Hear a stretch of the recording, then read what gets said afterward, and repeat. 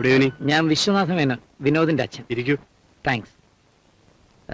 ഞാൻ വന്നത് അറിയാം, മകനെ ജാമ്യത്തിൽ ഇറക്കാനല്ലേ? അതെ. ജാമ്യം അനുവദിക്കാം. പക്ഷെ ഒരു കാര്യം, എന്റെ അനുവാദമില്ലാതെ ഇയാൾ കൊടൈക്കനാലിലോട്ട് പോകാൻ പാടില്ല. അതെന്താ ഇൻസ്പെക്ടർ?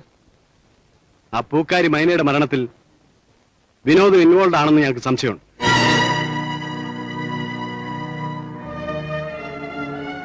ഇൻവെസ്റ്റിഗേഷൻ കഴിയുന്നവരെ ഇയാൾ ഇവിടെ തന്നെ ഉണ്ടാവണം. എന്റെ മോൻ അങ്ങനെയൊന്നും ചെയ്യില്ല സാർ. എല്ലാ അച്ഛനമ്മമാരുടെയും വിശ്വാസം അങ്ങനെയാണ്, മക്കൾ ചെയ്യുന്നതല്ല ശരിയാണെന്ന്. എന്തിനാ ഇൻസ്പെക്ടർ രാജുവിനെ അറസ്റ്റ് ചെയ്തുകൊണ്ട് വന്നത്? നിരപരാധികൾ ഒരിക്കലും ശിക്ഷിക്കപ്പെടാൻ പാടില്ല എന്നല്ലേ നിങ്ങളുടെ നിയമം പഠിപ്പിച്ചിരിക്കുന്നത്? ഫാദർ എന്താ അങ്ങനെ പറഞ്ഞത്?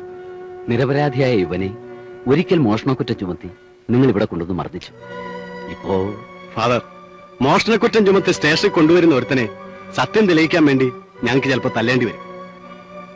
ആ കൂട്ടത്തിൽ നിരപരാധികളും കണ്ടേക്കാം. അന്നത്തെ മോഷണ കേസിൽ ഇവൻ നിരപരാധിയാണെന്ന് അറിഞ്ഞപ്പോൾ ഞാൻ എത്രമാത്രം വേദനിച്ചു എന്ന് ഫാദറിന് അറിയാമോ? പക്ഷെ ഈ പ്രാവശ്യം ഫാദറിനെ തെറ്റിദ്ധരിച്ചതാണ്. രാജുവിനൊരു കംപ്ലൈന്റ് എഴുതി വാങ്ങിക്കാൻ വേണ്ടി മാത്രമാണ് ഞാൻ ഇവനെ ഇങ്ങോട്ട് വിളിപ്പിച്ചത്, അല്ലാതെ കേസ് ചാർജ് ചെയ്യാനല്ല. Sorry inspector. It's all right.